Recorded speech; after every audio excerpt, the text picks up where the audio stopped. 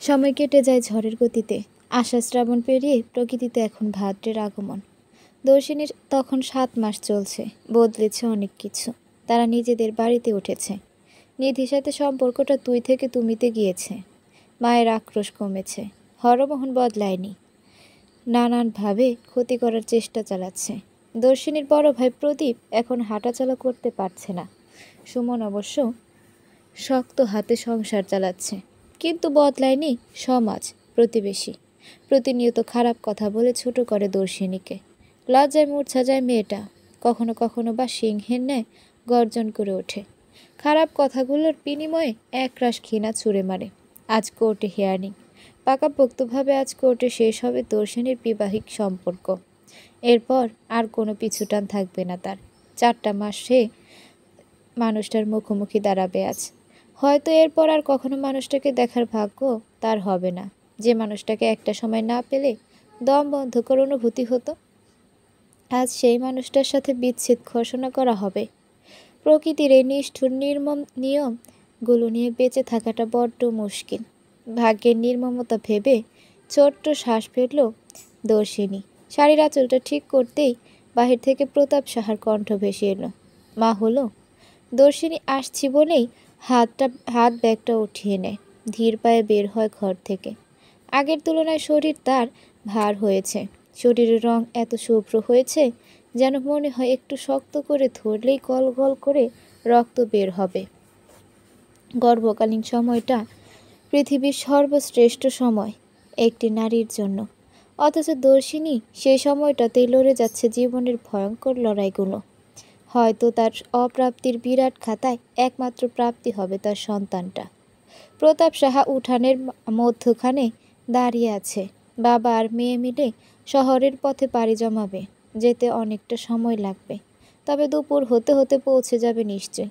প্রদীপ সুস্থ থাকলে হয়তো তাদের সাথে যেত, কিন্তু হাঁটাচলা করতে পারে না বিধায় যেতে পারছে না। আর বিশাল ব্যবসা রেখে সুমনও যেতে পারছে না। এর জন্য সে অবশ্য অনুশোচনা স্বীকার করেছে। অন্যান্য সময় হলে তৃণা যেত, কিন্তু এখন পরিস্থিতি অন্যরকম। তৃণার বিয়ের কথা চলছে। মৃত্যুঞ্জয়দের বাড়িতে তার মা বাবা দাদু কাকা কাকি সব এসেছে বিদেশ থেকে। প্রায় প্রতি বছরই নাকি তারা আসেন। এজন্য মৃত্যুঞ্জয় যাবে না। দৃষ্টান্তও তাদের সময় দিচ্ছে, তাই সেও যাবে না। দর্শিনী তপ্ত শ্বাস ফেলল। আজকের দিনে তার অনেকগুলো ভরসার হাত প্রয়োজন ছিল, অথচ বাবা বাদে তার সাথে কেউ নেই। পৃথিবী কঠিন পরিস্থিতিগুলো মানুষকে একাই পার করতে হয়। আজ দর্শিনীর কঠিন পরিস্থিতি, তাই সে একাই পার করবে। কিন্তু বাবা নামক বট বৃক্ষটা শক্ত হয়ে ছায়া দিয়ে যাচ্ছে অনবরত। এই মানুষটার ব্যস্ততা নেই, অজুহাত নেই, নিঃস্বার্থভাবে পাশে আছে কেবল সে। দর্শিনী বাড়ির উঠানে এসে দাঁড়াতেই মা বৌদি এসে দাঁড়ালো। কাকা কাকিরাও এসেছে। কাকা কাকিরা অবশ্য তাদের বাড়িতে দুধের মাছি। অসময়ে পাশে না পেলেও দুঃসময়ে দুপা নিয়ে হাজির থাকে। সুসময়ে দুপা নিয়ে হাজির থাকে। যখন বাড়ি পড়ে যাওয়ার মাথা গোজার ঠাঁই ছিল না, তখন প্রতাপ সাহের পরিবারের তখন ভাইদের ভালোবাসাটা আসামির মতন শুকিয়েছিল। যেই বাড়ি হয়ে গেল, সে ভালোবাসা ফুলে ফেপে কলা গাছ হয়ে গেছে। দর্শিনীর ছোট কাকি দর্শিনীর হাতে একটা ছোট স্টিলের টিফিন বক্স ধরিয়ে দেয়। আদুরিয়া মোলায়েম কণ্ঠে বলে, এটা পথে যেতে যেতে খেয়ে নিও দর্শিনী। অনেকটা পথ তো, না খেয়ে থাকা উচিত না। তোমার বোন একা থাকবে না। না হয় আমিও যেতাম তোমার সাথে। অবশ্য আমি জানি তুমি পারবে। মনে রেখো, আমরা নারী, আমরাই পারি। দর্শিনী হেসে মাথা নাড়িয়ে টিফিন বক্সটা হাতে নেয়। যে কাজটা মায়ের করার কথা ছিল সেটা ছোট কাকি করেছে। ছোট কাকিকে বরাবরই সে পছন্দ করে। কাকি থাকে শহরে, একটা স্কুলের শিক্ষিকা। ছোট কাকা মারা গেছে তাদের বিয়ের 3 বছর পরই। এরপর থেকে কাকি তার 1 বছরের মেয়েটাকে সমাজের থেকে আগলে রেখে লড়ে যাচ্ছে। এই সমাজে ডিভোর্সি, বিধবা আর বিবাহ উপযুক্ত মেয়ে বিয়ে না হলে দাম থাকে না। কাকি খুব শক্ত মহিলা, তাই তো বৈধব্যের এত বছর পরও বেশ সুন্দর ও স্বাবলম্বীভাবে টিকে আছে। দর্শিনীর বাবা বাদে কেউ এ মানুষটির অসহায় সময়ে পাশে দাঁড়ায়নি। এ মানুষটাকে কেউ সাথ দেয়নি, অথচ এ নারী লড়ে গেছে কোনো কিছু পরোয়া না করে। তবে দর্শিনী পারবে না কেন? হঠাৎ দর্শিনীর বাড়ির সামনে এসে বড় গাড়ি থামল। সবাই সেখানে দৃষ্টি নিবদ্ধ করলো। মৃত্যুঞ্জয়ের গাড়ি দেখে খানিকটা অবাক হলো সবাই। গতকাল তার পুরো পরিবার এসেছে বাংলাদেশ, আজ তার তো এখানে আসার কথা না। গাড়ি থামতে দৃষ্টান্ত আর মৃত্যুঞ্জয় গাড়ি থেকে নেমে আসলো। দুজনেরই ফর্মাল গেট আপ। মৃত্যুঞ্জয় কালো টি শার্টের উপর সাদা কোট, সাথে সাদা প্যান্ট পরেছে। দৃষ্টান্ত হালকা আকাশি রঙের শার্ট আর কালো প্যান্ট পরে এসেছে। প্রতাপ সাহা কণ্ঠ সামান্য উঁচু করে বিস্ময় নিয়ে বললেন, আরে বাবারা, তোমরা এখানে? আমি তো ভাবলাম আর আসবে না। কেন ভাবলেন কাকা? প্রিয়দর্শিনীর এমন দিনে আমরা তাকে একা ছাড়ব? ভাবলেন কিভাবে?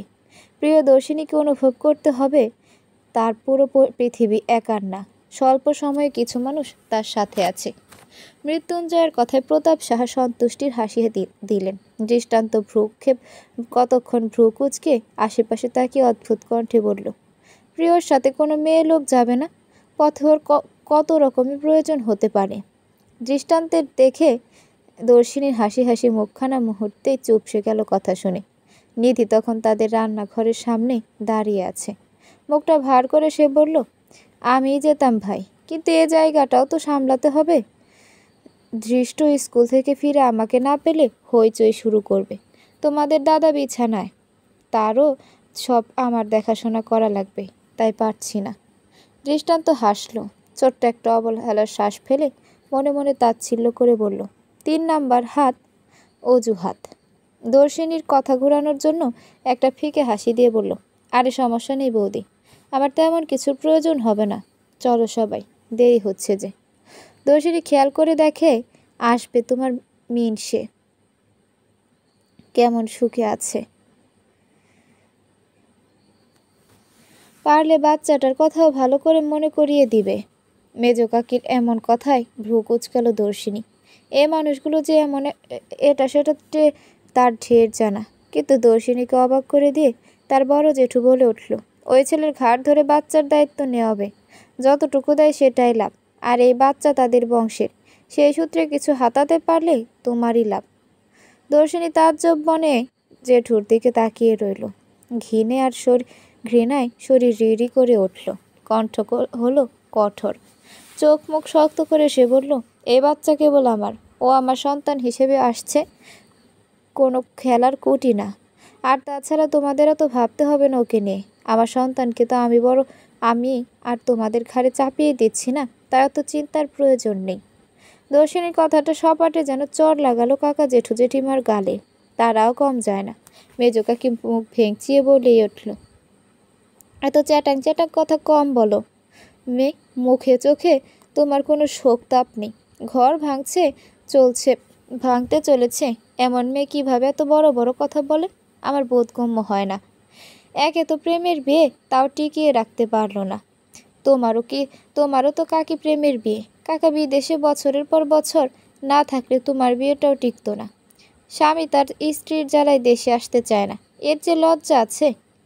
দর্শিনীর কথায় ফোঁস করে উঠল কাকি। 2-4টা কথা শুনে হন হন করে বেরিয়ে গেল। আজ হঠাৎ করে যেন দর্শিনী প্রতিবাদী হয়ে উঠল। সে হয়তো বুঝতে পেরেছে টিকে থাকতে হলে প্রতিবাদের বিকল্প নেই। দর্শিনী তপ্ত শ্বাস ফেলে গাড়ির দিকে এগিয়ে যাওয়ার সময় ব্যতিব্যস্ত পায়ে হাজির হয় নিপা। গাড়ির কাছে গিয়ে বেশ অকপটে বলে, আমি যাব তোমার সাথে। প্রিয় চলো। সবাই যেন বিস্মিত হয়ে গেল। নিধি বললে না হয় মানা যেত, কিন্তু নিপার কথা যেন হজম হলো না কারো। এজন্য হয়তো বলে, মানুষের ভালো খারাপ 2টা দিকই আছে। কেবল ভালোটাতেও মত্ত হয়ে কারো পূজারি হওয়া উচিত না, আবার কেবল খারাপটাকে দেখেও কাউকে বিচার করা উচিত না। সময় চলে যাচ্ছিল, বিধায় কেউ আর কথা বাড়ালো না। যে যার মতো গাড়িতে গিয়ে উঠল। দর্শিনীদের গাড়ি বাড়ির সামনে থেকে পার হতেই একজন মনে মনে বলল, ওর এ যাওয়ায় যে শেষ চাওয়া হয়, যেন শেষ চাওয়া হয়। উত্তপ্ত রাতে মানুষ তপ্ত শ্বাস ফেলে কুল পাচ্ছে না। ভাদ্র মাসের আর্দ্র গরমে প্রকৃতিও বোধহয় দিকভ্রষ্ট।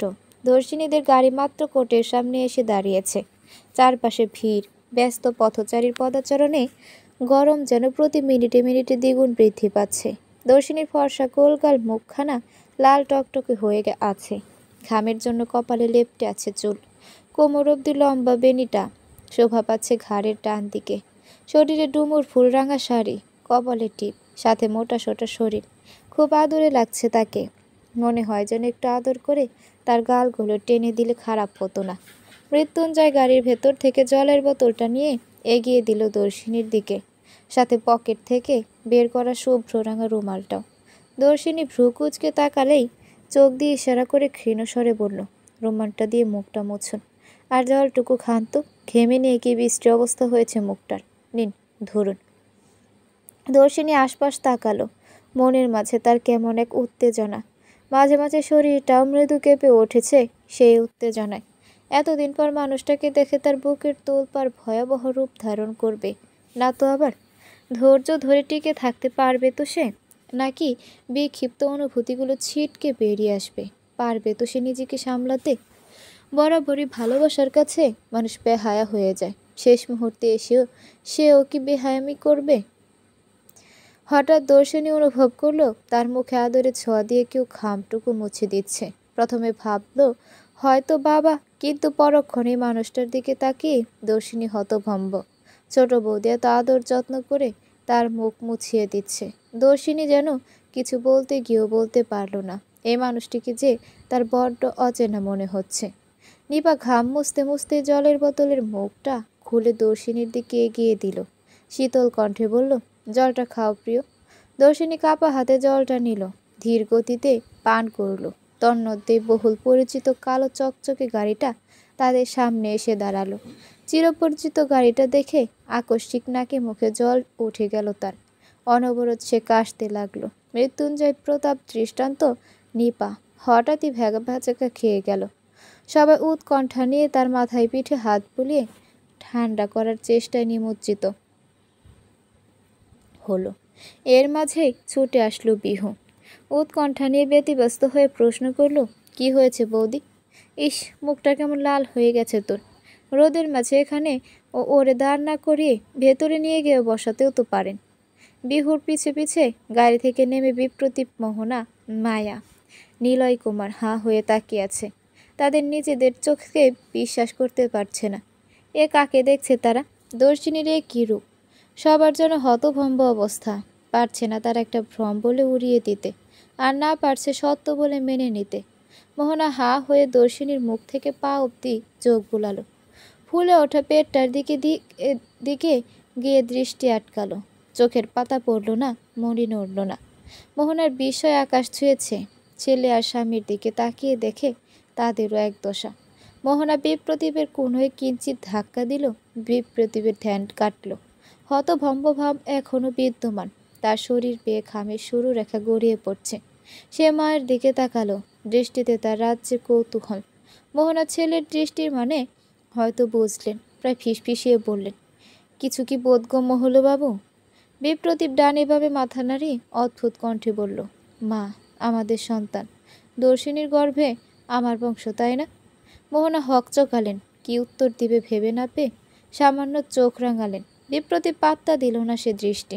ছুটে গেল তার সামনে থাকা অসম্ভব সুন্দর নারীটির দিকে। হাত পা তার কাঁপছে, উত্তেজনায় শরীর মিইয়ে আসছে। কণ্ঠনালীতে মিছিল চালাচ্ছে অগণিত শব্দ কণিকা। কত কথা ভিড় জমিয়েছে উষ্ঠ মাঝে। দর্শিনীর তখন কাশি ফুরিয়েছে, জোরে জোরে শ্বাস নিচ্ছে। সব মিলিয়ে যেন তার নাজেহাল অবস্থা হয়ে গেছে। শ্বাস নিতেও তার কষ্ট হচ্ছে। মৃত্যুঞ্জয় মাথায় হাত বুলিয়ে দিল। চোখে মুখে লোকটার রাজ্যের অস্থিরতা। চিন্তিত কণ্ঠে শুধালো, ঠিক আছেন প্রিয়দর্শিনী? একটু সাবধানে খাবেন তো জল। দেখি হাতটা, পাঁচটা দেখতে হবে। এত অস্বাভাবিকভাবে ঘামছেন বা কেন? আপনার কি অসুস্থতা অনুভব হচ্ছে? কথা বলুন প্রিয়দর্শিনী, আপনার কমফোর্ট জোন দরকার এখন। চলেন ভেতরে যাই। দর্শিনী মাথা নাড়ালো, যার অর্থ সে ভেতরে যেতে চায়। মৃত্যুঞ্জয়ের এতক্ষণের শাসন করা দৃশ্য দু চোখ ভরে দেখল বিহঙ্গিনী। গত 2 মাস যাবৎ মানুষটাকে দেখেনি, কিন্তু অনুভব করেছে রোজ। তার এমন অনুভবের কারণ তার জানা নেই, আবারও হয়তো আছে। ফর্সা সুঠামদেহী মানুষটাকে কি মারাত্মকভাবে ভালো লেগেছে তার, কিন্তু সেটাকে প্রশ্রয় দেওয়া নিতান্তই বোকামি ছাড়া কিছুই না। আফসোসের এক দীর্ঘশ্বাস বেরিয়ে এলো বুক থেকে। চাপা কণ্ঠে মিইয়ে গেল দর্শিনীর ভাবনা, কেবল ফ্যাল ফ্যাল করে সে তাকিয়ে রইল। আমার বাচ্চা, আমার বাচ্চা, তাই না প্রিয়দর্শিনী? আমার ছোট্ট সোনামণি আসছে, তুমি আমাকে জানালে না? ও আমার, তাই না প্রিয়দর্শিনী? বিপ্রতিভীর চোখ মুখ উজ্জ্বল করা কথা শুনে দর্শিনীর কাশি চলে গেল। জোরে জোরে শ্বাস নেওয়া কমে গেল। এতক্ষণ যে উত্তেজনাটা তার ভেতর কাজ করছিল সেটা মিইয়ে গেল। কেবল ঠোঁট জুড়ে বিচরণ করল কুটিল হাসি। না, তার আর এখন বুক আঁচড়ে এই মানুষটার জন্য কান্না আসছে না।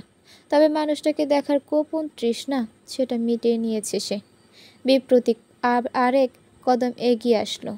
দর্শিনীর পেটের দিকে আঙুল তাক তাক করে বলল, ও আমার, তাই না দর্শিনী? প্রিয়দর্শিনী, প্রিয়দর্শিনী, দর্শিনী, কেবল দর্শিনী হবে, আর ও আপনার না, কেবল এবং কেবলমাত্র আমার। চলো বাবা, ভেতরে যাই। প্রথম কথাটা শক্ত কণ্ঠে বললেও শেষের কথাটা নিজের বাবাকে উদ্দেশ্য করে বলল দর্শিনী। মৃত্যুঞ্জয় ততক্ষণে বুঝে গেছে এ ছেলেটা কে, আর হাত তার মুঠ হয়ে এলো। তেরে কিছু বলতে যাওয়ার আগেই নিপার গলা ভেসে এলো। আরে বিপ্রদীপ বাবু যে, তা কি খবর? নতুন বউ নিয়ে কেমন চলছে দিনকাল? নতুন বউ মনে হচ্ছে তত যত্ন করে না, এমন শুকিয়ে কাঠ হয়েছেন যে। বিপ্রদীপ ভ্রু কুঁচকাল। সামান্য হলেও সে নিপাকে চেনে। এ মহিলা তো ননদের পক্ষ ধরে কথা বলার মানুষ না। নিপা তাচ্ছিল্য হাসল, মুখ বাঁকিয়ে বলল, আমাকে অত কি দেখছেন? নতুন করে আবার বিয়ে টিয়ে করার মতলব আছে নাকি? না ভাই, আমার স্বামী আছে, বহু বিবাহ করার স্বাদ আমার নাই। নিপার টিটকারি মারা কথা যে সপাটি বিপ্রতিভের কালে জ্বর লাগিয়েছে তার বলার বাহিরে অপেক্ষা রাখে না। নিলয় কুমারও এবার সাহস করে এগিয়ে এলেন। বিনত কণ্ঠে দর্শিনীর গোল গোল মুখখানার দিকে তাকিয়ে মুচকি হেসে বলল, কেমন আছো মা? অনেক দিন পর তোমাকে দেখলাম, ভীষণ মিষ্টি লাগছে। এই 4 মাসে তোমার সৌন্দর্য 10 গুণ বৃদ্ধি পেয়েছে মনে হচ্ছে। এটাকেই হয়তো বাবার বাড়ির যত্ন বলে। তা দাদা, আপনি ভালো আছেন? প্রতাপ সাহ বিনতি স্বরে উত্তর দিলেন, এই তো ভালো আছি ভীষণ। আমার মা আমার সাথে থাকে, রাতটা নিশ্চিতে ঘুমাতে পারি। গত কতগুলো বছর তো চিন্তায় ঘুমাতে পারতাম না। এই বুঝি আর মেয়েটাকে দেখা হবে না, ভয়ে থাকতাম। এখন আর সে ভয়ও নেই। এর চেয়ে ভালো আর কি আছে? নিলয় কুমারের মাথা নত হলো। প্রতাপ সাহা কি বোঝাতে চেয়েছে তার বুঝতে বাকি নেই কারো। খেপে উঠল মোহনা। ক্ষিপ্ত বাঘিনীর ন্যায় হিংস্র কণ্ঠে বলল, কেন কেন? আপনার মেয়ে বুঝি আমাদের কাছে নিরাপদ ছিল না? তোমার আচরণেই তোমার উত্তর লুকিয়ে মোহনা। এবার মানুষ হও। স্ত্রীর প্রতি তীব্র ঘৃণা প্রকাশ করে বলে উঠল নিলয় কুমার। মোহনা কিছু বলতে গিয়েও থেমে গেল। মনে হলো এখানে কিছু বলা মানে পরিস্থিতি অন্যদিকে মোড় নেওয়া। ছেলেটাও না আবার বেঁকে বসে। মোহনা ধীর পায়ে পিছে নেমে গেল। মায়া তখনও ঠায় দাঁড়ানো গাড়ি দরজার ধরে। মোহনা মায়ের কাছে গিয়ে ফিসফিসিয়ে বলল, এখানে সংসেজে না দাঁড়িয়ে স্বামীকে আগলাও, হাত ছাড়া না হয়ে যায়। হাতের মুঠোয় নিলামি কখন যে হাত ছাড়া হবে?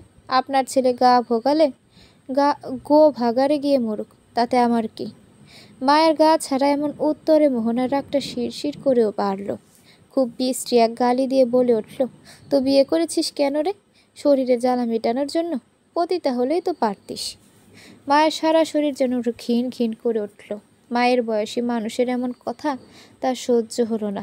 মহিলাটা বড় বলে বেঁচে গেল, না হয় ঠাটি এক চর দিত সে। নিজের ঘৃণাটা নিজের ভেতর চাপা রাখল না মায়া, বরং একদলা থুথু মোহনার পায়ের সামনে ফেলে ধিক্কার দিয়ে বলল, মনে করুন আপনাকে চরের পরিবর্তে একটা থুতু ফেললাম। আপনার মতো তো আর নিচে নামতে পারিনি, না হয় সেই শুভ কাজটাই করতাম। মায়ের কথায় কিছু একটা ছিল যাতে থম মেরে গেল মোহনা। হাঁটুর বয়সী মেয়ে তাকে চর মারার ইচ্ছে পোষণ করেছে, এর চেয়ে বড় অপমান যেন আর কিছুই হতে পারে না। হঠাৎ করে তার মাথা ঘুরে উঠল, তত বড় তরতর করে ঘাম ছুটল শরীর থেকে। বুককে যেন চেপে ধরল মনে হয়। লুটিয়ে পড়ল সে মাটিতে। সবাই কেবল ভ্যাবাচ্যাকা হয়ে তাকিয়ে রইল। মায়া নিজেও হাঁ হয়ে গেল। পরক্ষণেই মনে হলো বৃষ্টি একটা কাজ করে ফেলেছে। মোহনাকে নিয়ে হসপিটালে ছুটে গিয়েছে বিহু আর নিলয় কুমার। বিপ্রদীপ কেবল মাকে গাড়ি অবধি তুলে দিয়েছে। মায়ের সাথে যাওয়ার কোনো ইচ্ছে সে প্রকাশ করেনি। তার মনে হয়েছে মায়ের সাথে যাওয়ার চেয়ে এখানে থেকে যাওয়াটা জরুরি বেশি। আধ ঘন্টার মাঝে কি থেকে কি হয়ে গেল কারো মাথায় যেন প্রবেশ করলো না। দর্শিনী কাঠের একটা ব্রেঞ্চিতে বসে আছে। মোহনা যখন মাটিতে লুটিয়ে পড়ল তখন সেই তার হাতের জলের বোতলটা এগিয়ে দিয়েছে। শান্ত তবে চিন্তিতভাবে পরখ করছিল। দৃষ্টান্ত জানালো স্ট্রোক করেছে। অতঃপর ধরাধরি করে তাকে নিয়ে যাওয়া হলো। তবে এই পুরোটা সময়ই বিপ্রতীপকে বিচলিত হতে দেখা গেল না। সে নির্জীব হয়ে দর্শিনীর দিকে তাকিয়েছিল। তার চোখ বলেছে সে অনেক কথা বলতে চায়, কিন্তু দ্বিধায় দেওয়ালের কারণে বলা হয়ে ওঠেনি। মোহনার গাড়ি বেরিয়ে যেতেই বিপ্রতীপ দর্শিনীর পায়ের কাছে এসে বসল। দর্শিনী তখন কেবল তার ঘমার্থ মুখখানা আঁচল দিয়ে মুছে নিচ্ছিল। বিপ্রতীপকে পায়ের সামনে বসতে দেখে সামান্য চমকালো সে, তবে প্রকাশ করল না।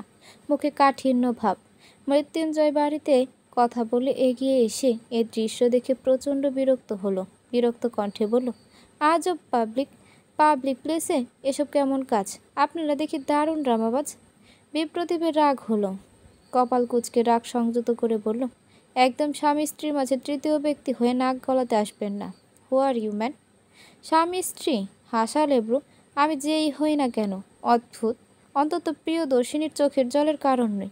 তাই আপনার চেয়ে উপরের স্থানে আছি। এখান থেকে একটু উঠুন, নাটক কম করে। একটু পর বড় গলায় বলা স্বামী স্ত্রীর সম্পর্কটাও ইতি টানা হবে। তখন দেখব নাটক কই থাকে। আর তাছাড়া সাথে তো আপনার বর্তমান মিসেস দাঁড়িয়ে আছে। তার সামনে এসব করতে লজ্জা করে না? মৃত্যুঞ্জয়ের তাচ্ছিল মাখা কথায় বিপ্রতীপ ফুঁসে ওঠে। তেরে গিয়ে কিছু বলবে, এর আগে সপাটে চর পড়ে তার গালে। সে কেবল থতমত হয়ে যায়। চর দেওয়া ব্যক্তিটির দিকে তাকিয়ে দেখে প্রতাপ সাহা অগ্নিমূর্তি ধারণ করে দাঁড়িয়ে আছে। কপালে তার রাগের রগ ফুলে গেছে। ফর্সা ষাটোর্ধ্ব মানুষটার শরীরে রাগের এক আভা বের হচ্ছে। বিপ্রতীপ কিছুটা সময় চুপ রইল। প্রতাপ সাহা আঙুল উঁচিয়ে বেশ রুক্ষস্বরে বলল, এ চরটা তোমার গালে আগে বলে আর আমার মেয়ের জীবনটা সুন্দর হতো। পুরুষ মানুষের ব্যর্থতা কি জানো? তার মা, স্ত্রী আর বোনকে যত্নে রাখে না, রাখতে না পারে। আর আমার দেখা মানে তুমি পৃথিবীর সবচেয়ে ব্যর্থ পুরুষ, যে কিনা মায়ের ছেলে হতে পারলো না স্ত্রীর ভরসা। তোমার পুরুষত্বে থু ফেলি আমি। আমার মেয়েকে তো সম্মান দিলে না এ জীবনে। অন্তত নতুন যাকে এনেছো তার অসম্মান করো না। বিপ্রতীপ মাথা নিচু করে ফেলল। তার অনুশোচনা হচ্ছে না, কিন্তু প্রচুর ক্ষোভ জন্মাচ্ছে প্রতাপ সাহার উপর। তার পুরুষত্বে আঙুল তুলেছে। বিপ্রতীপ হাসল, গালে হাত বুলিয়ে তীক্ষ্ণ কণ্ঠে বলল, আমার পুরুষত্বে আঙুল তুলছেন? পুরুষ বলেই না 2 বিড়ি নিয়ে ঘুরছি সমাজে ঝামেলাবিহীন। 2 বউ নিয়ে ঘুরছি সমাজে ঝামেলাবিহীন। আমি পুরুষ বলেই আপনার মেয়ে অন্তঃসত্ত্বা। আমার পুরুষত্ব। আর কিছু বলতে পারেনি বিপ্রতীপ। এর আগে দ্বিতীয় চরটা পড়েছে তার গালে। সেটা মেরেছে দর্শিনী। বিপ্রতীপ এবার অবাক হলো, চরম অবাক। যে মেয়েকে মেরে ফেললো টু শব্দ করতো না, সে মেয়ে কিনা তার গালে চর দিয়েছে। ততক্ষণে দর্শিনী রণমূর্তি ধারণ করল। ঘৃণার দৃষ্টিতে বিপ্রতীপের সারা শরীরে চোখ বুলিয়ে তীক্ষ্ণ কণ্ঠে বলল, এসব করে নিজেকে পুরুষ দাবি করছো? এটা চরম কাপুরুষতা। পুরুষ কাপুরুষ এর পরের ব্যাপার। তুমি তো মানুষই হতে পারোনি। এই তোমার জন্য কত অশ্রু বিসর্জন দিয়েছি ভাবলে ঘৃণা হচ্ছে। এমনকি তুমি আমার সন্তানকেও নিজের পুরুষত্বের ঐশ্বর্য মনে করো। সন্তান জন্ম দেওয়ার ক্ষমতা রাস্তার কুকুরেরও আছে। তবে তুমি কি নিজেকে সেরকমের পুরুষ দাবি করেছ? বিপ্রতীপ ধবনে বিস্ফোরিত নয়নে তাকিয়ে রইল। দর্শিনী তাকে রাস্তার কুকুরের সাথে তুলনা করতে পারল? পুরোটা ঘটনা চুপ করে হজম করল মায়া। সে বিপ্রতীপ আর তার মাকে যতটা নোংরা ভেবেছিল তার চেয়েও দ্বিগুণ নোংরা তারা। যদি আজ মোহনা মারা যায় তবে চরম তৃপ্তি মায়া। এসব মানুষের বেঁচে থাকা নিষেধ, কিন্তু মায়ার এটা ভেবে খারাপ লাগছে যে প্রতিশোধ আগুনে সে একজন স্ত্রীর থেকে স্বামীকে আর একটা নিষ্পাপ সন্তান থেকে তার বাবাকে আলাদা করেছে।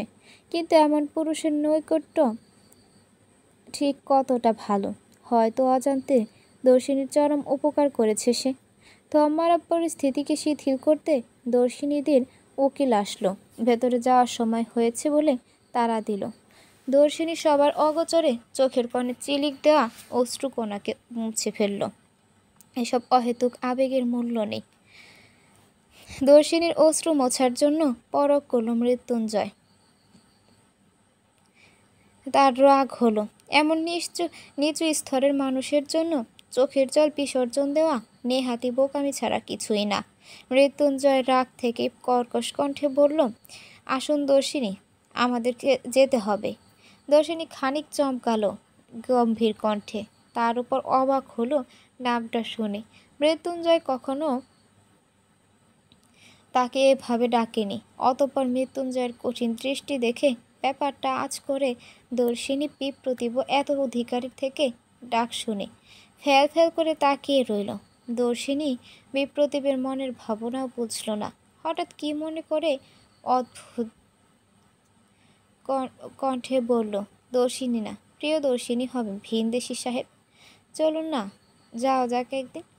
কথা শেষে মুচকি হাসি দিয়ে পা বাড়ালো প্রিয়দর্শিনী তার কাছে। তার পিছে পিছে মুচকি হাসি দিয়ে মৃত্যুঞ্জয়ের প্রতাপ সাহা আর দৃষ্টান্তও গেল। বিপ্রতীপ কেবল অবাক দৃষ্টিতে তাকিয়ে রইল।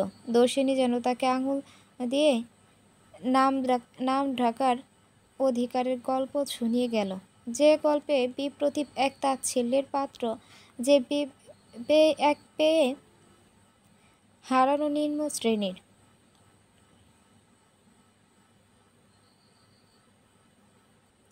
বিকেলে সূর্য অস্তায়মান, গরমের গুমোট ভাব হালকা এখন। অবশেষে চিরজীবনের বিচ্ছেদ ঘটল সম্পর্কের। তার সাথে একটা অদ্ভুত কাজ করল দর্শিনী, যা সবার ভাবনার বাহিরে ছিল। বিপ্রতীপের নামে মামলা করল। স্ত্রী বর্তমান থাকতেও বিপ্রতীপ আরেকটা বিবাহ করেছে, যার জন্য বিপ্রতীপকে আপাতত জেলে নেওয়ার আদেশ দেওয়া হয়েছে। দর্শিনী জানে বিপ্রতীপ টাকার দাপটে হয়তো ছাড়া পেয়ে যাবে, কিন্তু এটা ভেবে শান্তি যে বিপ্রতীপই যেই বিয়েকে নিজের পুরুষত্ব ভেবেছে, সেই বিয়ে তার কাল হয়ে দাঁড়িয়েছে। দর্শিনী এমন কিছু করতো না যদি বিপ্রতীপ তখন এমন দম্ভ প্রকাশ করত। সেই দম্ভ চূর্ণ করার এজন্য এমন বিশাল ব্যবস্থা। সারাদিন দখলে থাকলেও বেশ ক্লান্ত দর্শিনীরা। যেই গাড়িতে উঠে যাবে, মামা হাজির হয়। মায়াকে দেখে দর্শিনী থামে, ফিসলে কণ্ঠে বলল, কি সই, কেমন দিলাম? তুমি আমাকে ক্ষমা করো নাই। দর্শিনী ভ্রু কুঁচকাল, অবাক কণ্ঠে বলল, ক্ষমা মানে? কেন কেন তোমার কোনো উত্তর নেই? তবে আমি ভীষণ আমরণ ক্ষমা চেয়ে যাব। তুমি ভীষণ ভালো সই। আমি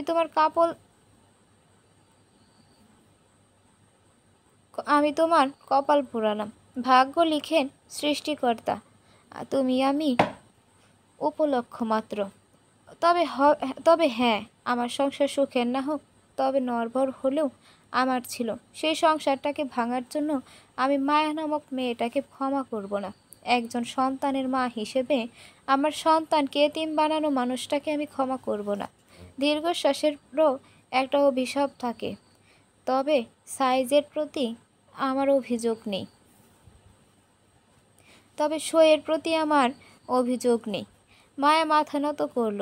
ভালো থেকো বলে গুটি গুটি পায়ে এগিয়ে গেল। সামনে অনেক কথা বলবে, তাও আর বলে গুটি গুটি পায়ে ঢ্যাস এগিয়ে এলো। গুটি গুটি পায়ে এগিয়ে এলো সামনে। অনেক কথা বলবে বলেও আর বলা হলো না। মায়া যেতেই বিপ্রতীপ হাজির হলো, সাথে কনস্টেবলও আছে। বিপ্রতীপ দারুণ চোখে দুহাত জোগাড় করে পাগলের মতো বলতে শুরু করলো, আমাকে ছেড়ে যেও না প্রিয়দর্শিনী। অন্তত আমাদের সন্তানের কথা ভেবে থেকে যাও প্রিয়দর্শিনী। দর্শিনী কেবল তাচ্ছিল্য হেসে উত্তর বসালে গাড়িতে উঠে বসলো। বিপ্রতীপ গাড়ির আঁচল ধরে সামনে আকুতি করে যাচ্ছে। একই হয়তো বলে হয়তো বলে নিয়তি, যে ছেলেটা সকালে আসার সময় কনফিউশন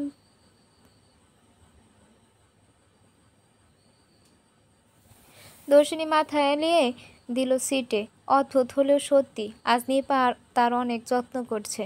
মৃত্যুঞ্জয় ক্লান্ত মেয়েটার তাকিয়ে মুখ পানে চেয়ে এসির পাওয়ার সামান্য কমিয়ে দিল। তন্মধ্যে নিবার ফোনে কল এলো। কল কেটে ধরেই সে চমকে গেল। অবাক কণ্ঠে বলল,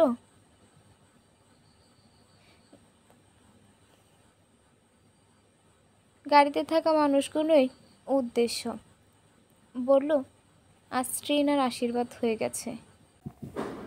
রাতের আধারে জমজমাট খুশির আমেজ কমাতে পারেনি। ট্রিনাদের বাড়ির ভরা মানুষ। আশেপাশে বাড়ির মহিলা দিয়ে বাড়ি পরিপূর্ণ। পান খাচ্ছে, চা খাচ্ছে, আর বিয়ের গল্পে মেতে উঠেছে। কেউ বা নিজের বিয়ের গল্পও শোনাচ্ছে, কেউ ট্রিনাকে দেওয়া তার শ্বশুরবাড়ি থেকে আশীর্বাদের গহনা দেখতে যাচ্ছে। ঠাট্টা টিটকারিতে রমরমা পরিবেশ। বাড়ির উঠোনে বড় একটা লাইট জ্বালানো। সেই লাইটের আলোর নিচে বসেছে মহিলাদের গল্পের হাট। বিমল সাহা একটু পর পর এসে তদারকি করছে সবার কোনো অসুবিধা হচ্ছে কিনা। মাঝে মাঝে মহিলাগুলো তার সাথেও ঠাট্টায় মেতে ওঠে। গ্রামের রীতি নিয়ম একটু ভিন্ন রকম। অনুষ্ঠান এক বাড়ির হলেও মেতে ওঠে সবাই, আবার শোক এক বাড়ির হলেও বিষাদে মিইয়ে যায় সবাই। কিন্তু আবার পুরনো সংস্কৃতি অনুযায়ী কাউকে হেয় করতে এক মিনিটও ভাবে না। নিধির মা রমলা, নিধির কাকি রান্নাঘর সামলাচ্ছে, চা বানাচ্ছে, পাঁপড় ভাজছে। সরলাও এসেছে, সে আপাতত উঠানে। প্রদীপকে একটা রুমে শুইয়ে দেওয়া হয়েছে। বাড়ির সামনে এসে থামে দর্শিনীদের গাড়ি। ঘড়ি কাটায় তখন রাত 10টা 15 বাজছে। দর্শিনী নিপা প্রতাপ সাহা ধীর গতিতে নেমে গেলেন। মৃত্যুঞ্জয় আর দৃষ্টান্ত ঠায় বসে আছে। তাদের বাড়ির ভেতর আসতে বললে তারা প্রস্তাব নাকচ করে। অনেক রাত হয়েছে বলে পাড়ি জমায় নিজেদের গন্তব্যে। দর্শিনীরা ধীর পায়ে প্রবেশ করে বাড়িতে। দর্শিনীকে দেখে উঠানের জাঁকজমক আড্ডায় ভাটা পড়ে। সবার হাসি হাসি মুখগুলোতে কৌতূহল উপচে পড়ে। এখানে উপস্থিত সবাই জানে দর্শিনী শ্বশুরবাড়ি ছেড়ে এসেছে। দর্শিনীকে দেখে উঠানে অবস্থানরত নিধির এক জেঠিমা বলে ওঠে, আরে দর্শিনী যে, তার ডিভোর্সটা হলো শেষমেশ। উপস্থিত সবার চোখ বড় বড় হয়ে গেল। আজ যে দর্শিনীরা ডিভোর্সের জন্য শহরে গিয়েছে এটা কেউ জানতো না। হয়তো নিধির কাছ থেকে এই ভদ্র মহিলা জেনেছে। আগে সংসারের কোনো কথা নিধি বের করতো না কারো কাছে, কিন্তু এখন তার আচরণ বদলেছে। পাড়া প্রতিবেশীর সাথে মানুষের সমালোচনা করে বেড়ায়। ওর দোষ ধরতে বেশি পছন্দ করে। জেঠিমার পাশে বসা কালো মোটা তাজা এক মহিলা বলে উঠল, আহারে, আজ ডিভোর্সটা হলো। বাচ্চার কথা ভেবেও তো টিকিয়ে রাখতে পারতে সন্তানটা, সংসারটা। ডিভোর্সই কি সব সমাধান? আজকালকার ছেলে মেয়েরা না ডিভোর্সের মাঝে সুখ খুঁজে নেয়। যখন বেঁচে থাকাটা মুখ্য হয় তখন ডিভোর্সই সব সমাধান হয়ে যায় মাসি। নিপার হাসি হাসি মুখের ঝাঁঝালো উত্তরে দর্শিনী ভরসা পেল। নিধির ঠাকুমাও ফোকলা দাঁতে পান চিবাচ্ছিলেন সেখানে। এতদিন সে মেয়ের বাড়িতে ছিল। নাতনির বিয়ের কথা শুনে এখানে এসেছে। 70-এর বেশি বয়স বলে হবে মহিলাটির। সাদা থান শরীরে জড়ানো, ব্লাউজ পরেননি। গ্রামের বেশিরভাগ বৃদ্ধাই শরীরে কেবল সাদা থান জড়িয়ে ঘোমটা দিয়ে থাকেন। মহিলাটি পান চিবোতে চিবোতে দর্শিনীর উদ্দেশ্যে বলল, পোয়াতি মাইয়া মানুষ এত রাত্রে বাইরে থাকা ভালো না লছেরি। যা, আমার তিরিনা দিদির ভাইয়ের ঘরে গিয়া বাইরের জামা কাপড় পাল্টা। বেড়া মানুষ গেছে গাজীবন থেইকা, হেডার শোক পালন করার দরকার নাই। এখন এমন বেড়া থাওনের চেয়ে বিধবার মতো থাহাও ভালো। যা তো সেমনি, আমি তিরিনার মায়েরে কইতাছি তোরে হলুদ দুধ দিতে, খাইলে ভাল লাগবো, যা। দর্শিনী মাথা নিচু করে ধীর পায়ে ট্রিনার ঘরের দিকে অগ্রসর হচ্ছিল। তন্মধ্যে বৃদ্ধার কর্কশ কণ্ঠ ভেসে এলো। সে উপস্থিত মহিলাদের উদ্দেশ্য করে বলছে, তোমরা মাইয়া মানুষ হইয়া আরেকটা মায়ের শোক বুঝো না, কষ্ট দুঃখ বুঝো না। এটা একটা লজ্জার কথা।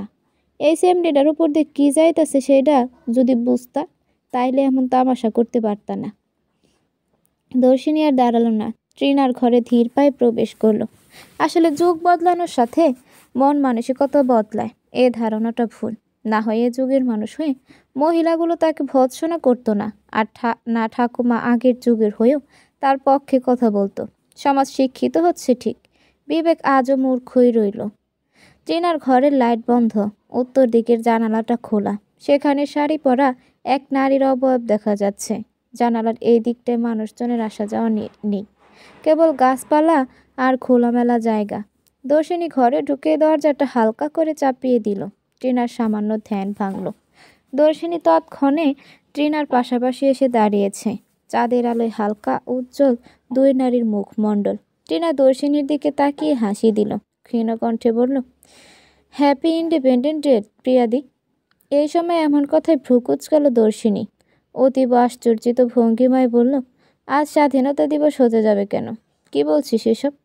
আমি তো কেবল তোমাকে স্বাধীনতা দিবসের শুভেচ্ছা জানালাম, কারণ আজ স্বাধীনতা দিবস কেবল তোমার জন্য। ভুল সম্পর্ক থেকে মুক্তি পাওয়াটাও এক প্রকারের স্বাধীনতা। হয়তো কষ্ট পাবে, কিন্তু বাঁচার মতন বাঁচবে। সে মানুষটাকে ছাড়া আমাকে বাঁচতে হবে কখনো ভাবিনি রীতিনা। ট্রিনা, আর তাকে ছাড়া বাঁচাকে স্বাধীনতা দিবস ভাবতে হবে সেটাও ভাবিনি কখনো। তবু আজ মনে সংশয় নেই, নিঃসন্দেহে আমি আজ স্বাধীন। ট্রিনা হাসল। অন্ধকারের মাঝেই তার নাকের সরু নাক ফোলাটা চিলিক দিয়ে উঠল। দর্শিনীকে যেন জানান দিল ট্রিনাকে নিয়ে ভাবার কথা। দর্শিনী কতক্ষণ ট্রিনার সারা মুখে চোখ বুলালো, বিষণ্ণ কণ্ঠে বলল, মেয়ে সমস্যায় কেন তোর বিয়েটা এত দ্রুত দিচ্ছে ট্রিনা? জানি না দি, হয়তো ভালোবাসা জীবনের সব থেকে বড় আফসোস, সেটা প্রমাণ করানোর জন্য এই সিদ্ধান্ত। ট্রিনার কণ্ঠে হতাশার ছাপ স্পষ্ট। দর্শিনী অদ্ভুত কণ্ঠে বলল, তুই দৃষ্টান্ত তাকে ভালোবাসিস তাই না? ট্রিনা উত্তর দিল না, কেবল মুচকি হাসল। হয়তো নীরবতা সম্মতির লক্ষণ বলেই দর্শিনী উত্তরটা বুঝে নিল। ট্রিনার বাহুতে হাত দিয়ে সান্ত্বনার কণ্ঠে বলল, তবে মেসোমশাইকে কেন বলছিস না? বাবা এটা জেনেছে বলেই বিয়ের এত তোড়জোড়। বাবা বলেছে দৃষ্টান্তকে ওর বাবা যদি তোমাদের জমি নিয়ে আর কোনো ঝামেলা না করে তবে সে তার মেয়েকে দৃষ্টান্তের হাতে তুলে দিবে। দৃষ্টান্তকে এমন শর্ত দিয়েছে যেটা সে কখনো পূরণ করতে পারবে না। ওরা আমার জীবনটাকে খেলনা পেয়েছে। আমার জীবনের সবচেয়ে বড় ভুল দৃষ্টান্তকে আবার ভালোবাসতে বাধ্য করা। ছেলেটা তো আমায় যে ভালোবাসতে আসেনি। আমি আশ্বাস দিয়েছিলাম চিরদিন ওর পাশে থাকার। কথাটা কতটা বেইমান হয়ে গেলাম আমি। ছেলেটাকে আবার না পাওয়ার যন্ত্রণায় পোড়াবো। দর্শিনী অবাক হলো ট্রিনার কথায়। অবাক কণ্ঠে বলল, আবার না পাওয়ার যন্ত্রণায় মানে? দৃষ্টান্ত তো আগেও কাউকে ভালোবাসতো। ট্রিনা উত্তর দেওয়ার আগেই তাদের বাড়ির গৃহপরিচারিকা দুধ গরম করে হাজির হলো। রমলা নাকি পাঠিয়েছে। দর্শিনীর আর জানা হলো না দৃষ্টান্তের ভালোবাসার গল্প। তবে সে এই মেয়েটার জন্য কিছু অবশ্যই করবে। পুরো একটা রাত পর মোহনার জ্ঞান ফিরল। ডান হাতটা নড়ানোর শক্তি তার নেই। তাছাড়া পুরো শরীরে নাড়াচাড়া করতে সক্ষম সে। মোহনা জ্ঞান ফিরতেই চোখ বুলালো আশেপাশে। ক্যাবিনের এক সাইডে সোফায় বিহঙ্গিনী ঘুমিয়ে আছে। মোহনা ডান দিকে তাকাতেই চক্ষু চড়ক গাছ। তার মাথার কাছেই একটা কাঠের টুলে মায়া বসে আছে। মোহনা আবারও পুরো ক্যাবিনে চোখ বুলালো। ছেলে আর স্বামীকে না দেখে তপ্ত এক শ্বাস ফেলল। তার স্বাধীন না থাকাটা স্বাভাবিকভাবে নিতে পারলেও ছেলের ব্যাপারটা সে নিতে পারেনি। তার ছেলে এখানে আসেনি কেন? তবে কি ওই মেয়েটার সাথে তার ছেলের সম্পর্ক ঠিক হয়ে গেছে? ছেলে কি তবে বউভক্ত হয়ে যাবে? তারপর তার ছেলে আর ছেলের বউ মিলে কি তাদের উপর খুব অত্যাচার করবে? বিহুকে অনেক শাস্তি দেবে? তাদের কি বাড়িতে আর জায়গা হবে না? মোহনের শ্বাস প্রশ্বাসের গতি স্বাভাবিকের চেয়েও অধিকতর হয়ে গেল। অনাকাঙ্ক্ষিত ভয়ে শরীর ঘেমে উঠল। চোখের সামনে ভেসে উঠল নোংরা অতীত। মায়া এতক্ষণ মোহনার দিকে নিষ্পলক তাকিয়েছিল, কিন্তু আকস্মিক মোহনার এমন পরিবর্তন সে হকচকিয়ে গেল। বুড়িকে তো এত তাড়াতাড়ি মরতে দেওয়া যাবে না। ছটফটিয়ে বাঁচবে এই মহিলা। মায়া ব্যতিব্যস্ত কণ্ঠে মোহনাকে বলল, কি হলো শাশুড়ি, কোনো সমস্যা হচ্ছে? মোহনা অস্ফুট স্বরে বলল, আমার বাবু কই মায়া? মায়া অবাক হলো। বিয়ের এত মাসে এই প্রথম মোহনা তার নাম ধরে ডাকল। মায়া বিস্মিত হয়ে চোখে তাকিয়ে রইল। মোহনা ধৈর্য হারা হয়ে বলল, ডিভোর্সটা হয়নি তাই না? মায়া নিজেকে ধাতস্থ করল। এই মোহনা নিজেও শুধরাবে না ভেবে হতাশার শ্বাস ফেলে। তারপর কুটিল হেসে বলে, আপনার জন্য দুইটা খবর আছে শাশুড়ি মা, একটা সুখবর আর একটা দুঃখের। কোনটা শুনবেন আগে? মায়ের কুটিল হাসি আর কথার ভঙ্গিমা দেখে মোহনার রক্ত হিমশীতল হয়ে গেল। কেন কোনো মতে কাঁপা কাঁপা কণ্ঠে বলল, সুখবরটাই আগে বলো। ডিভোর্সটা হয়ে গেছে শাশুড়ি। মোহনার যেন মনে হলো মায়া পৃথিবীর সবচেয়ে সুন্দর কথাটা উচ্চারণ করলো। তার কানকে সে ধন্য মনে করলো এমন একটা কথা শুনে। মোহনার মুখে হাসি খেলে যেতে ঘৃণায় রি করে উঠল মায়ার শরীর। তাই সে বাঁকা হেসে বলল, দুঃখের খবরটা শুনবেন না শাশুড়ি? কি সেটা? মোহনার তীক্ষ্ণ প্রশ্ন। মায়ার হাসি গভীর হলো। কণ্ঠ খাদে নামিয়ে হেসে বলল, আপনার ছেলে আবারও জেলে গিয়েছে। মোহনা অবাকে হতভাগ হয়ে যায়। অবাক কণ্ঠে চিৎকার দিয়ে বলে, কি? মোহনার চিৎকারে ধরপড়িয়ে ওঠে বিহ। মায়ের কাছে এসে ব্যস্ত ভঙ্গিতে মাকে দেখতে শুরু করে মায়ের কোনো সমস্যা হলো কিনা। মায়ের মুখের হাসি গভীর থেকে গভীর হলো। তন্মধ্যে তার ফোন কিঞ্চিত ভাইব্রেট করে উঠে জানান দিল নতুন বার্তা এসেছে। মায়া মেসেজ ওপেন করতে হৈমন্তের মেসেজ পড়ে উঠল, মায়া তাড়াতাড়ি বাড়ি ফের, তোর শাশুড়ি ঘর হাতিয়ে কিছু তথ্য পেয়েছি। উনি স্বাভাবিক না মায়া, উনি খুনি। মায়া হতভম্ব হয়ে একবার মেসেজ আরেকবার মোহনার দিকে তাকালো। এমন কথার কারণ তার জন্য বোধগম্য হলো না। সকাল হতেই দর্শিনী মৃত্যুঞ্জয়ের বাড়ি হাজির হলো। টিনা আর দৃষ্টান্তের সম্পর্কটা সঠিক পরিণতির জন্য মৃত্যুঞ্জয়ের সাহায্য প্রয়োজন। বাড়ির সদর দরজা খুলে দিল বাড়ির কেয়ারটেকার। ড্রয়িং রুমে তখন অনেক মানুষজন। দর্শিনী বিব্রতিতে পড়ল। সে তো ভুলেই গেছে মৃত্যুঞ্জয়ের পরিবারের লোক যে এসেছে বাংলাদেশ। হঠাৎ কাউকে প্রবেশ করতে দেখে রাজকীয় বাড়িটার মানুষজনের আড্ডায় বিরতি ঘোষণা হলো। সবাই দর্শিনীর দিকে কৌতূহল দৃষ্টিতে তাকিয়ে রইল। তার মাঝে ৫০-১০-এর মতন বয়সী এক সুন্দর সভ্য লম্বা চওড়া মহিলা এগিয়ে এলো। চোখে তার চিকন গ্লাসের চশমা, শরীরে জড়ানো শাড়ি। ভরাট কণ্ঠে সে ভদ্র মহিলা প্রশ্ন ছুড়ল, তুমি কি প্রিয়দর্শিনী? ধুলো পড়া ঘরে যেন লুকিয়ে আছে মোহনার অমানুষ হওয়ার চিহ্ন। হাজার খানেক রহস্যের জাল বোনানো আছে এই ঘরখানায়। মায়া হৈমন্ত নিস্তব্ধ হয়ে সেই রহস্য লুকিয়ে রাখা হিংস্রতা দেখে তবদা খেয়ে আছে। তাদের বলার ভাষা নেই, বাক্যও ফুরিয়েছে। দুজন কেবল দুজনের দিকে তাকিয়ে আছে অবাক দৃষ্টিতে। ডায়েরির মলিন পাতায় ঘেটে যাওয়া লেখাটাতে মোহনার আফসোস ছাড়া পাপ কার্যের কথা লেখা। হৈমন্তের ফোন পেয়েই মায়া ছুটে এসেছিল বাড়িতে। হৈমন্ত তখন বিপ্রদীপের বাড়ির ছাদের চিলে কোঠার ঘরে। মায়া ঘরে ঢুকতেই দেখে হৈমন্ত একটা ডায়েরি বারবার নেড়ে চেড়ে দেখছে। মায়া তার সামনে দাঁড়াতেই ডায়েরিটা মেলে ধরে হৈমন্ত। মায়া কতক্ষণ পৃষ্ঠা উল্টিয়ে দেখে ডায়েরির শক্ত মলাটের উপর লাল রাঙা কালিতে গোটা গোটা অক্ষরে লেখা বিভৎস বিধ্বস্ততা। মায়া ডায়েরিটা উলটপালট করে দেখল কতক্ষণ। ডায়েরিটার এমন অদ্ভুত নামকরণ দেখে সামান্য চমকায়ও সে, কিন্তু ডায়েরিটা খুলে পুরোটাই হতভম্ব হয়ে গেল মায়া। ডায়েরিটার প্রথম থেকে মাঝামাঝি অংশ ছেঁড়া, লাস্টের কত পৃষ্ঠা নেই, কেবল গুটি কয়েক পৃষ্ঠায় আছে ডায়েরিটার। মায়া মাঝামাঝি একটা পৃষ্ঠায় কিছু লেখা দেখতে পায়। তারিখটা বেশ পুরনো, আরও প্রায় ৩৫ বছর আগের। এত পুরানো তারিখ দেখে ভ্রু কিঞ্চিৎ কুঁচকে যায় তার। তারিখের থেকে চোখ নামিয়ে আনে পৃষ্ঠার মাঝামাঝি দোয়াত দিয়ে লেখা স্থূল শব্দ যুগলে। দোয়াতের কালি ঘেটে গিয়ে কাল শিটে হয়ে গেছে, তবুও লেখাটা স্পষ্ট হয়ে জানান দিচ্ছে মোহনার কৃতকর্ম। গোটা গোটা অক্ষরে লেখা, জীবনের দ্বিতীয় খুন করছি আজ। প্রথম খুনটা করার সময় টার্গেট করেছিলাম, দ্বিতীয় খুনটা তাকেই করব। প্রথমবারের মতন আমার হাত কাঁপেনি আজ, হৃৎপিণ্ড ছলৎ করে ওঠেনি। খুন করার সময় বেশ সাবলীলভাবে খুনটা করেছি। সবার ভাষ্যমতে খুন হওয়া ব্যক্তিটা আমার ভাইয়ের বউ। খুন করে পিস পিস করে কেটেছি। মাটির ঘর লাল বর্ণ ধারণ করেছিল। তারপর ভাসিয়ে দিয়েছি বাড়ির পিছের পুকুরটাতে। কেউ জানবে না সে কোথায়। কি তৃপ্তি! মায়ের হাত থেকে ছিটকে ডায়েরিটা পড়ে যায়। চোখের সামনে যেন দেখল সে নিদারুণ বিভৎসতা। এত ভয়ঙ্কর তার শাশুড়ি। এতদিন যাবৎ তার আচরণের কারণে তাকে নিকৃষ্ট মনে হয়েছিল, কিন্তু আজ যেন তাকে আখ্যায়িত করার ভাষা মায়ার জানা নেই। শব্দ ভাণ্ডার খুঁজেও পাওয়া গেল না মোহনার জন্য উপযুক্ত শব্দ।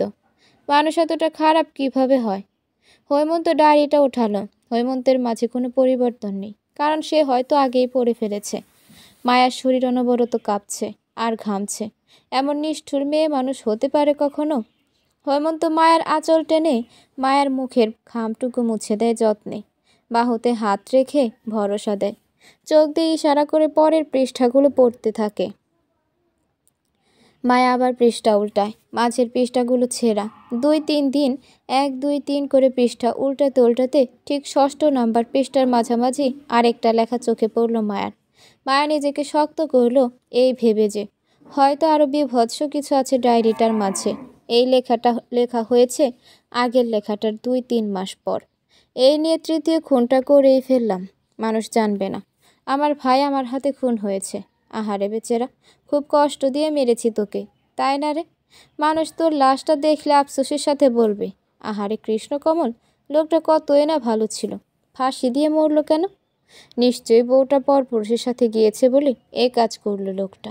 আহারে আহারে, ওরা তোর ঝুলন্ত লাশ আর গলার কাটা দাগ দেখবে, ভেতরের ভয়াবহতা কেউ জানবে না। মায়া আরেক দফা চমকে গেল। নিজের ভাইকেও এই মহিলা খুন করেছে। এ মানুষ নাকি পিশাচ। মায়া ব্যতিব্যস্ত হয়ে পর পর আরও পৃষ্ঠা উল্টায়, এই মহিলা আর কোনো খুন করেছে কিনা দেখার জন্য, জানার জন্য। কিন্তু না, আর কোনো খুনের কাহিনী নেই। মায়া স্বস্তির শ্বাস ফেলল।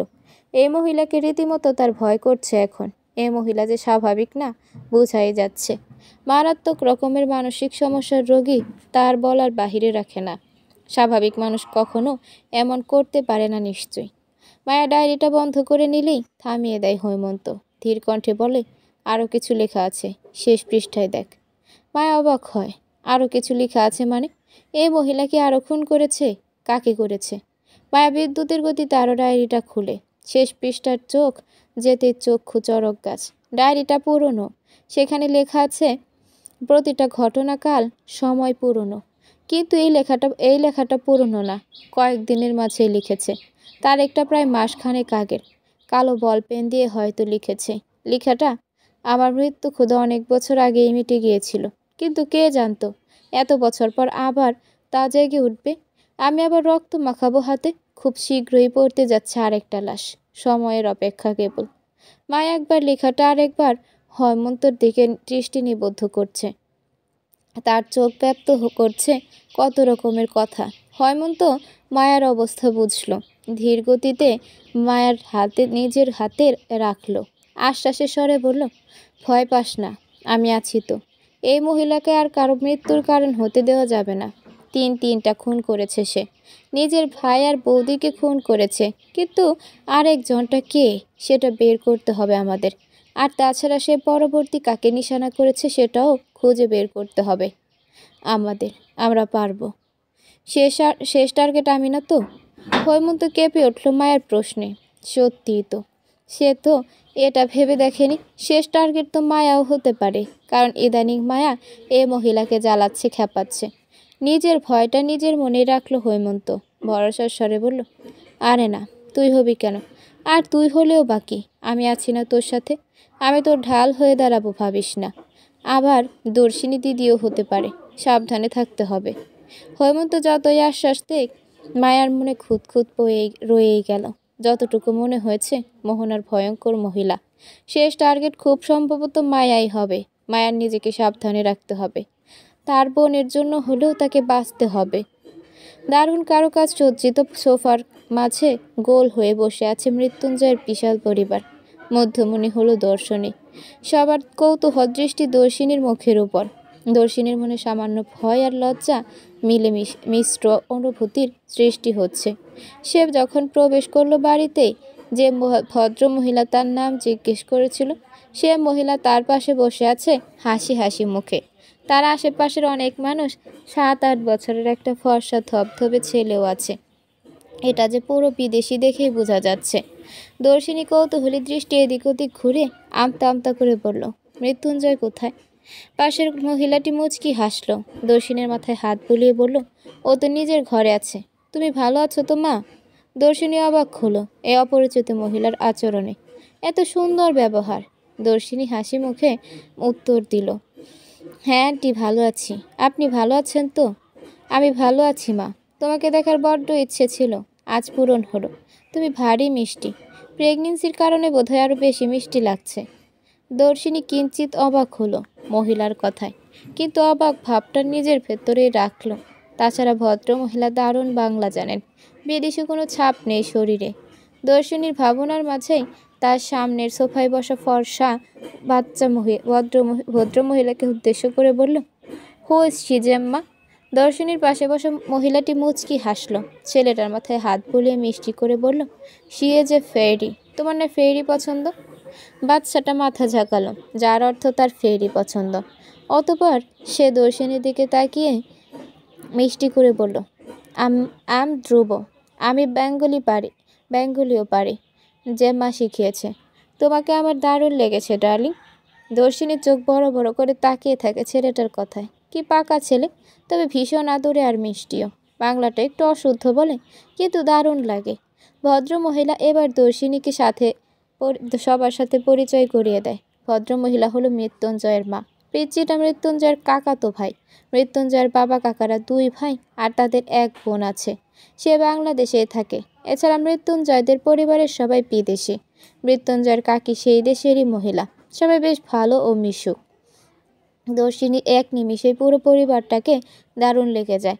সবার সাথে পরিচয়ে ব্যস্ত হয়ে থাকা ড্রয়িং রুমে হাজির হয় লম্বা চড়া এক ভদ্রলোক। দর্শিনীর দিকে দৃষ্টি দিয়ে চিৎকার দিয়ে বলে, এই মেয়েটা এখানে কি করছে? এবারে তোর কি? মাথার উপর শব্দহীন উঠছে ফ্যান।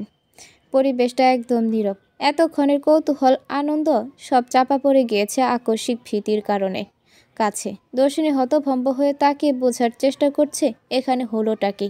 তাকে দেখে ভদ্রলোকের এমন আচরণের কারণটাই বা কি। লোকটা চিৎকার দিয়ে বাক্য দুখানা উচ্চারণ করেই গটগট পায়ে বের হয়ে গিয়েছে। দর্শিনী কেবল বোকার মতন তাকিয়েছিল। তার জানা মতে সে এই লোকটাকে চেনে না। তাহলে তাকে দেখে এমন রিয়াক্ট করার কারণ কি? লোকটা বাক্য দুখানা ব্যয় করে বেরিয়ে যেতেই সবাই যেন স্বস্তির শ্বাস ফেলল।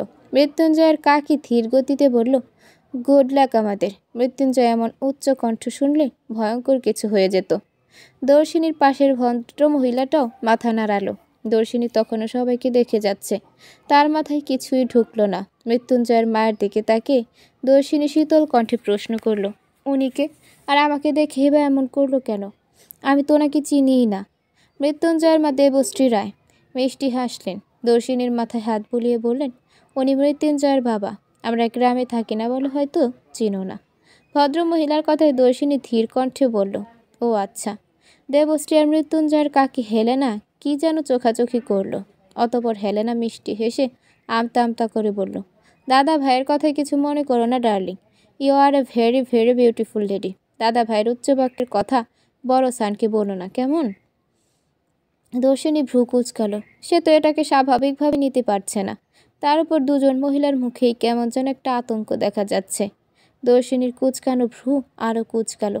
অবাক কণ্ঠে বলল, আর আমি এটা ওনাকে বলতেও বজাবো কেন? সামান্য ব্যাপার। ডার্লিং, ইউ নো, বড় বাবা আর দা ব্রো দুজনের এনিমি। কেউ কারোর সাথে কথা বলে না। ছোট ধ্রুবর কথায় দর্শিনীর সন্দেহের তীর আরও ধারালো হয়। ভ্রুযুগল কুঁচকে যায় আরও খানিকটা। নিজের বাবার সাথে কথা বলে না মৃত্যুঞ্জয়, কিন্তু কেন? যতটুকু মৃত্যুঞ্জয়কে দর্শিনী জেনে, ছেলেটাও যথেষ্ট ভদ্র সভ্য, অথচ সে নিজের বাবার সাথে কথা বলে না। হেলেনা নিজের ছেলেকে ধমক লাগিয়ে দিল, নিজের ঘরে পাঠিয়ে দিল।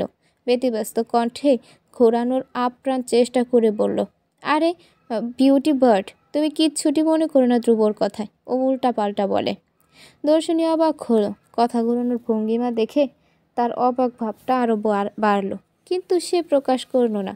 তন্মধ্যে সিঁড়ি বেয়ে নিচে নেমে এলো মৃত্যুঞ্জয়। সোঠাম দেহে কালো টি শার্টটা বেশ আটসাট হয়ে সেটে আছে। মুখ ভর্তি চাপদারি, ফর্সা ধবধবে গলার বাম দিকে কালো কুচকুচে তিল। মুখের মাঝে গাম্ভীর্যের ছোঁয়া।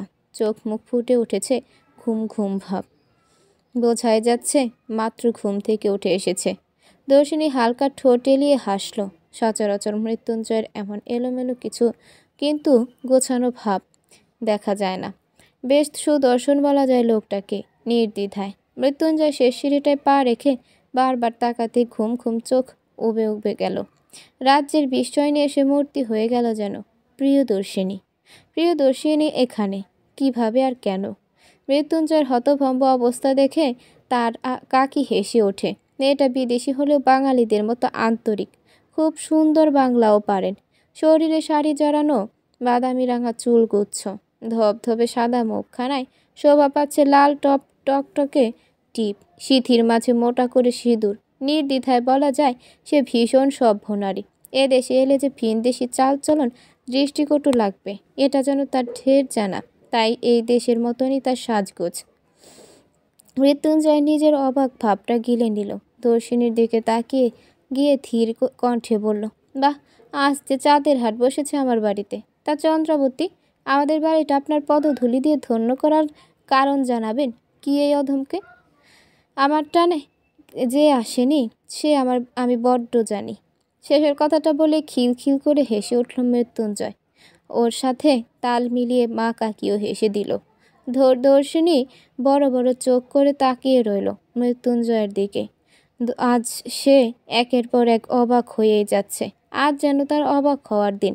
দর্শিনীকে ঠায় বসে থাকতে দেখে মৃত্যুঞ্জয় হাসি থামালো। স্বাভাবিক কণ্ঠে বলল, আরে মজা করেছি ম্যাডাম, আপনি হঠাৎ এসেছেন দেখে অবাক হলাম। আপনি আমাকে একটা কল দিলেই তো চলে যেতাম। এতটা পথ কষ্ট করে এই শরীরে এসেছেন, কোনো সমস্যা? বাহ, হিরো এমন মিষ্টি মেয়েটাকে আমাদের সাথে তো পরিচয় করালে না। আবার মেয়েটা নিজে এসেছে, তাতেও দেখছি প্রশ্নের পাহাড় গড়ে তুলেছ। Very bad hero. মৃত্যুঞ্জয় মুচকি হেসে মাথা নিচু করে ফেলল।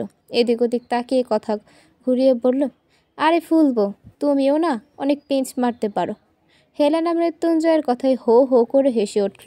দর্শিনী অবাক হয়ে দেখল তাদের কথোপকথন কি সুন্দর বন্ডিং। এই পরিবারটাকে তার দারুণ লেগেছে। তাদের মাঝে টুকটাক কথাও হলো। অবশেষে দর্শিনী বিদায় নিল। মৃত্যুঞ্জয়কে নিয়ে সে আপাতত দৃষ্টান্তের কাছে যাবে। কিছু একটা যে করতেই হবে। দর্শিনীকে দরজা অব্দি এগিয়ে দিয়ে দিল হেলেনার দেবশ্রী। ভীষণ যত্ন করলো। দর্শিনী মুগ্ধ হলো। পরিবেশটা দারুণ। মৃত্যুঞ্জয় দরজা অব্দি এসে কিছু একটা ভেবে থেমে গেল। মৃত্যুঞ্জয় থামতেই থেমে গেল তো আরও 3 জোড়া পা। মৃত্যুঞ্জয় হুট করে তার মায়ের দিকে তাকিয়ে বলল, দর্শিনীকে কেউ কিছু বলেনি তো মা? মৃত্যুঞ্জয়ের এমন প্রশ্নে হতভম্ব সবাই। দর্শিনী হতভম্ব কণ্ঠে বলল, কে কি বলবে আমাকে? অদ্ভুত প্রশ্ন। মৃত্যুঞ্জয় উত্তর দিল না, বরং তার মায়ের দিকে তাকিয়ে ধীর কণ্ঠে বলল, ভদ্রলোক কোথায়? দেবশ্রী আর হেলেনার বোধগম্য হলো সবটা। মৃত্যুঞ্জয় ঠিক কাকে বোঝাতে চেয়েছে সেটা বুঝতে বাকি রইল না কারো। দেবশ্রী কোনো রকমে আমতা আমতা করে বলল, না, কেউ কিছু বলেনি। আর তোর বাবা গ্রামের পূর্ব দিকের দিকেটা দেখতে গিয়েছে, কিনবে বোধ হয়। দেখো মা, ভুল করেও কোনো রকম কিছু যেন না ঘটে। কিছুই হবে না, তুই চিন্তা করিস না। দর্শিনী পুরো সময় চুপ করেছিল। মৃত্যুঞ্জয়ের কণ্ঠটা তার কাছে এখন অন্যরকম লাগলো। নিজের বাবাকে এই ছেলেটা ভদ্রলোক কেন বলল? মৃত্যুঞ্জয় তেমন মানুষ না। তাহলে?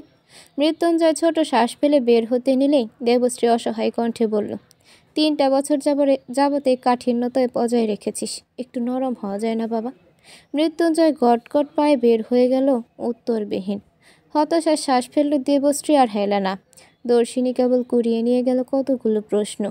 3 বছর যাবৎ মৃত্যুঞ্জয় কিসের কাঠিন্যতা বজায় রেখেছে? আর নিজের বাবার প্রতি তার এত উগ্র আচরণই বা কেন? এ যেন গোলক ধাঁধা। 2তলা বাড়িটা নির্জন, কেমন ভয়ঙ্কর নিস্তব্ধতা বিরাজমান। মায়া ও হেমন্ত তন্ন তন্ন করে খুঁজল চিলেকোঠার ঘরখানা। না, এই ডায়েরিটা ছাড়া আর কোনো রকমের কিছু পায়নি তারা। দুজন আপাতত ক্লান্ত হয়ে বসে আছে বিছানাতে। ভয় উত্তেজনায় শরীর ঘেমে নিয়ে একাকার। নিস্তব্ধতা ঠেলে হেমন্তের ফোন খানা বেজে উঠল। মায়া খানিকটা কেঁপে উঠল। মায়ের অস্বাভাবিক কেঁপে ওঠা দেখে ভ্রু কুঁচকালো হেমন্ত। মায়ের বাহুতে হাত রেখে শুধালো, তুই কি ভয়ঙ্কর কিছু ভাবছিস মায়াবতী? অতিরিক্ত ভয় পাচ্ছিস? কিচ্ছু হবে না তোর, আমি আছি না, বিশ্বাস রাখ আমার উপর। আমার মনে হচ্ছে আমরা বড় কোনো বিপদে পড়তে যাচ্ছি হেমন্ত ভাই। খুব খারাপ কিছু অপেক্ষা করছে আমাদের জন্য। ধুর পাগলি, কিচ্ছু হবে না, আমি আছি তো তোর সাথে। মায়া তবুও ঘামছে। অনাকাঙ্ক্ষিত কিছু ঘটতে পারে সে ভয়ে তার অন্তর আত্মা শুকিয়ে যাচ্ছে। হঠাৎ বাড়ির গেট দিয়ে গাড়ির হর্ন ভেসে এলো। চমকে উঠল দুজনের মাঝে চোখাচোখি হলো। মায়া দ্রুত চিলেকোঠার ঘর থেকে বের হয়ে উঁকি দিল ছাদের কার্নিশ ঘেঁষে। নিচের দিকে। গেট দিয়ে প্রবেশ করছে। গাড়ি থেকে বিহঙ্গিনী বেরিয়ে এলো, অতঃপর মোহনাকে ধরে বের করলো। মায়া অবাক হয়ে গেল।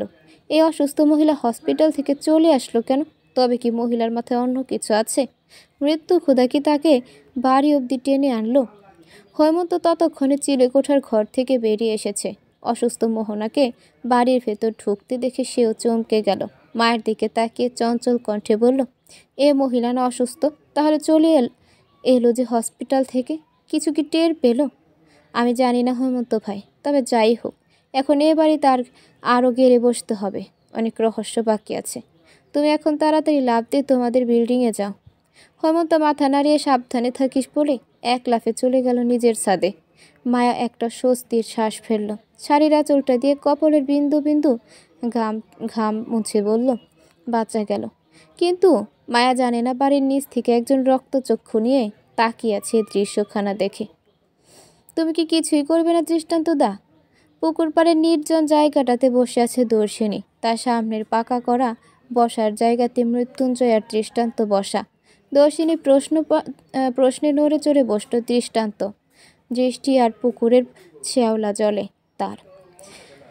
মৃত্যুঞ্জয় গম্ভীর কণ্ঠে বলল, তোকে কিছু জিজ্ঞেস করা হয়েছে। আমার হাত থেকে সবটা বের হয়ে গেছে মৃত্যুঞ্জয়। আপাতত ভাগ্যকে মেনে নেওয়া ছাড়া কোনো উপায় নেই যে। কেঁপে উঠল দর্শিনী, বেশ উচ্চ স্বরে বলল, এসব বলে পুরুষেরা। আর যাই হোক, প্রেমিকদের মুখে এসব মানায় না। যদি প্রেমিকাকে আগলে রাখার সামর্থ্যই না থাকে, তবে প্রেম করেছিলে কেন? বেঁচে থাকার কারণে কে চায় বেঁচে থাকার কারণকে কে চায় হারাতে বল? আমিও চাইনি। যখন একবার হারিয়ে নিঃস্ব হয়েছিলাম, তখন এই মেয়েটাকে আমার ঢাল হয়ে দাঁড়িয়ে আমাকে শক্ত করে আগলে রেখেছিল। কত হেলা অবহেলা সহ্য করেও টিকেছিল। অতঃপর তাকে ফিরাতে ফিরাতে ক্লান্ত হয়ে আমি জড়িয়ে গিয়েছিলাম তার মায়ায়। কিন্তু কে জানতো ভাগ্য বরাবরই আমার বেলাতে নিষ্ঠুর হবে। দৃষ্টান্তের কথায় দর্শিনীর সাথে সাথে মৃত্যুঞ্জয় অবাক হয়। বিস্মিত কণ্ঠে বলে, একবার হারিয়েছ মানে? ট্রিনা তবে কি তোমার প্রথম ভালোবাসা না? দৃষ্টান্তের অকপটে স্বীকারোক্তি, না, দ্বিতীয় আর শেষ ভালোবাসা।